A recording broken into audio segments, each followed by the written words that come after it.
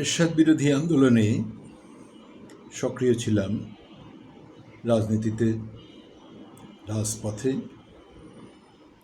তখন প্রযুক্তির এত সহজলভ্যতা ছিল না, এত যোগাযোগ ব্যবস্থা এত সহজ ছিল না, ইন্টারনেট ছিল না, মোবাইল ফোন ছিল না। পুরো এলাকাতে খুঁজলে ২-৪টি ল্যান্ডফোন পাওয়া যেত। সেই সময়ও দেশের কোথাও বিরোধী দলের কোনো একজন কর্মী পুলিশের হাতে নিহত হলে, অথবা সেই সময় রাজনৈতিক দল জাতীয় পার্টির হাতে নিহত হলে সেই খবরটা আমাদের কাছে পৌঁছাতে পৌঁছাতে যত সময় লাগুক তাৎক্ষণিকভাবে আমরা সেটা প্রতিবাদ করার জন্য রাস্তায় নেমে যেতাম। সেটা যদি রাত্রে 12টার সময় হয়, সেই রাত 12টার সময় আমার ডাকে, আমি যে একজন একেবারে নগণ্য রাজনৈতিক বা সাংস্কৃতিক কর্মী ছিলাম, আমার ডাকে দেখা যেত ১-১৫০ মানুষ সেই রাত 12টা, 1টা, 2টার সময় রাস্তায় নেমে এসেছে। আমরা মিছিল করেছি, প্রতিবাদ করেছি। আমরা কারফিউ ভঙ্গ করে আর্মির গাড়ি গতিরোধ করে রাস্তায় পিকেটিং করেছি। বিপুল জনসমর্থন পেয়েছি। আর আজকে সোশ্যাল মিডিয়ায় একটি ভিডিও দেখলাম, আমাদের অত্যন্ত অত্যন্ত জনপ্রিয় পরম পরাক্রমশালী একজন রাজনীতিবিদ, উনি চাঁদপুর শহরে গেছেন। সেখানে মাইকিং করা হচ্ছে, আমাদের ভাই আসছেন, আপনারা সবাই আসুন, উপস্থিত হন। পুরো রাজপথ ফাঁকা, কিছু গাড়ি চলছে, এদিক থেকে সেদিকে গাড়িগুলো ছুটে যাচ্ছে, আর মাইকের আওয়াজ শোনা যাচ্ছে, কিন্তু কোনো মানুষের দেখা মিলছে না। এই রাজনীতিবিদ নিজেকে দাবি করেন গণ অভ্যুত্থানের, তারাই হচ্ছেন একমাত্র সোল এজেন্ট, তারাই গণ অভ্যুত্থান তৈরি করেছেন, 24-এর গণ অভ্যুত্থান তৈরি করেছেন। সুতরাং এই বাংলাদেশটা তাদের কথাই বাংলাদেশের জনগণ উঠবে বসবে। তারা ওই 5-7-10 জনই নাকি গণ অভ্যুত্থান তৈরি করে ফেলেছেন। পৃথিবীর এমন কোনো পাগল আছে যারা বিশ্বাস করে গণ অভ্যুত্থান কথাটার সাথে 5-7-10 জনের কথার মিল থাকে? গণ বলতে তো হাজার লক্ষ অযুত নিযুত কোটি মানুষের কথা। গণ মানে বিপুল জনগোষ্ঠীর অংশগ্রহণের কথা বলা হয়। গণ মানে হচ্ছে শুধুমাত্র ওই অসভ্য রেজিম ছাড়া তার বিরুদ্ধে সকল মানুষের অবস্থান, সকল মানুষের ঘৃণা, সকল মানুষের প্রতিবাদ, এই হচ্ছে গণ অভ্যুত্থান। তারা 5-7 জন ভাতের হোটেলে যেয়ে খাবার খেলেন। মতান্তরে কেউ কেউ বলেন এই প্রবল পরাক্রমশালী নেতা ভাতের হোটেলে যেও তার সহপাঠীদের সাথে, সহকর্মীদের সাথে, যারা দাবি করেছেন এই গণ অভ্যুত্থান শুধুমাত্র তারাই সৃষ্টি করেছেন, তাদের হাতেই গণ অভ্যুত্থান হয়েছে, সেই কয়জনের মধ্যেও উনি আবার আলাদা হয়ে পুকুর পাড়ে যেয়ে নাকি কোল্ড ড্রিঙ্কস পান করতেন। অন্যদের উপরে যখন ভাতের হোটেলের মালিক নির্যাতন করতেন, ডিবি হারুন নির্যাতন করতেন, আর উনি নাকি, আমার জানা নেই, আমি কখনো মিন্টু রোডের ডিবি অফিসে প্রবেশ করিনি, সেখানে নাকি একটি পুকুর রয়েছে, সেই পুকুর পাড়ে বসে ওনাকে জামাই আদর করা হতো, বাকিদের উপরে পাশবিক নির্যাতন চালানো হতো। সেই নেতা এখন বিশাল নেতায় পরিণত হয়েছেন। একটি কারসাজির নির্বাচনে উনি নির্বাচিত হয়েছেন।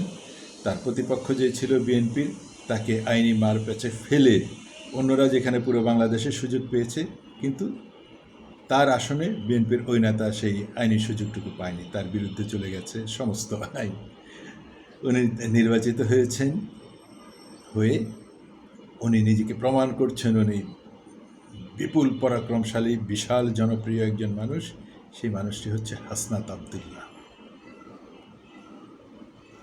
এই হাসনাত আবদুল্লাহ যখন যমুনার সামনে দিয়ে জনসাধারণের চলাচল নিষিদ্ধ ছিল, উনি তখন জামাত শিবিরের নেতাকর্মীদের নিয়ে যেয়ে যমুনার গেটে অবস্থান করে যমুনার দেয়াল টপকে উনি ভিতরে প্রবেশ করতে চেয়েছিলেন। ইনুস সাহেবের কাছে যাবেন আওয়ামী লীগকে নিষিদ্ধ করার জন্য। এই হচ্ছে হাসনাত আবদুল্লাহ। তারপর তাদেরকে সেখানে ঠান্ডা পানির ছোঁয়া দিয়ে আপ্যায়ন করা হলো। তারপর তাদেরকে হোটেল থেকে এনে নাস্তা করানো হলো, লাঞ্চ করানো হলো এবং সন্ধ্যার সময় ঘোষণা করা হলো আওয়ামী লীগ নিষিদ্ধ। এই হচ্ছে হাসনাত আব্দুল্লাহ। আওয়ামী লীগ নিষিদ্ধ করার উনি হচ্ছে মাস্টার মাইন্ড। অথচ উনি বঙ্গবন্ধুকে নিয়ে প্রবন্ধ লিখেছেন, বক্তৃতা দিয়েছেন, ভাতের হোটেলে বসেও উনি ষড়যন্ত্র করেছেন আওয়ামী লীগকে টিকিয়ে রাখার জন্য। আর যখন আওয়ামী লীগের গদিটা বিচ্যুত হয়ে গেল, ক্ষমতা শেষ হয়ে গেল, এইভাবে সে আওয়ামী লীগকে নিষিদ্ধ করার ক্ষেত্রে বিশাল ভূমিকা রেখেছে। এই হচ্ছে ঘরের শত্রু বিভীষণ। সার্জিস আলম, হাসনাত আব্দুল্লাহ এইভাবে আওয়ামী লীগের ভিতরে বসে আওয়ামী লীগের সর্বনাশ করেছে। সাদিক কায়েমরা বঙ্গবন্ধু শেখ হাসিনা বলে তাদের ঘরে বসে তারা পরবর্তীতে ইউনূসকে এনে ক্ষমতায় বসিয়েছে। কথা হচ্ছে রাজনীতিবিদদের জনগণই হচ্ছে শেষ ভরসা, জনগণই হচ্ছে একমাত্র শক্তি। জনগণ যদি সাথে না থাকে, আপনি যত পরাক্রমশালী মানুষই হন না কেন, যত শারীরিক শক্তির মানুষ হন না কেন, যত আর্থিক শক্তির মানুষ হন না কেন, যত অস্ত্রের শক্তির মানুষ হন না কেন, কোনো কিছু টিকবে না।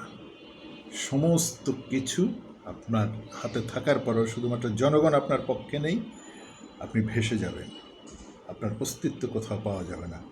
শুধু বাংলাদেশে নয়, সারা পৃথিবীতেই এই রাজনীতিবিদদের বিরুদ্ধেই একটি কথা প্রযোজ্য, যে আপনি যদি জনগণের পক্ষে না থাকেন, অথবা জনগণ যদি আপনাকে বিশ্বাস না করে, জনগণ যদি আপনাকে ভালো না বাসে, তাহলে আপনার রাজনীতি কোনোভাবেই টিকবে না। আপনি ধ্বংস হয়ে যাবেন, আপনি ইতিহাসের আস্থা করে নিক্ষিপ্ত হবেন।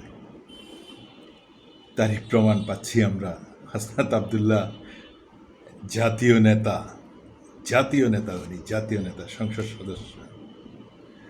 উনি চাঁদপুর গেলেন, আমার পাশের জেলাই চাঁদপুর, সেখানে গেলেন, মাইক দিয়ে জনগণকে আহ্বান করা হচ্ছে, কিন্তু জনগণের খবর নেই। এগুলো থেকে শিক্ষা নিতে হবে। অন্যদেরকে তুচ্ছ তাচ্ছিল্য করা, অপমান অপদস্থ করা, ক্ষমতার কোনো একটা জায়গাতে প্রবেশ করে মনে করেছেন এগুলোই সব আপনাদের। ইউনূসের জামানায় আপনারা মনে করেছেন আপনারা সচিবালয়ে ঢুকে মন্ত্রণালয়গুলো ভিতরে যা ইচ্ছা তা করেছেন, বিপুল অর্থের মালিক হয়েছেন, অসৎভাবে ক্ষমতার অপব্যবহার করেছেন। জনগণ কিন্তু এগুলো বুঝে গেছে। তা না হলে এনসিপির একটি কমিটি তো আপনাদের চাঁদপুর শহরে আছে, চাঁদপুর জেলাতে আছে। আপনাদের সেই শহর এবং জেলা এবং যে থানায় আপনারা অনুষ্ঠানটি করছিলেন, সেখানের সেই কমিটির লোকজনগুলো উপস্থিত হলেও অন্তত 100-150 মানুষ উপস্থিত হওয়ার কথা ছিল, সেটিও হয়নি। আপনাদের দৈন্যতা দেখুন, আপনাদের মূর্খতা দেখুন, আপনাদের ভুলগুলো দেখুন, সেখান থেকে শিক্ষা গ্রহণ করুন। শুধু বিএনপিকে দুষে বা অমুককে তমুককে গালাগাল করে জনপ্রিয় হতে পারবেন না।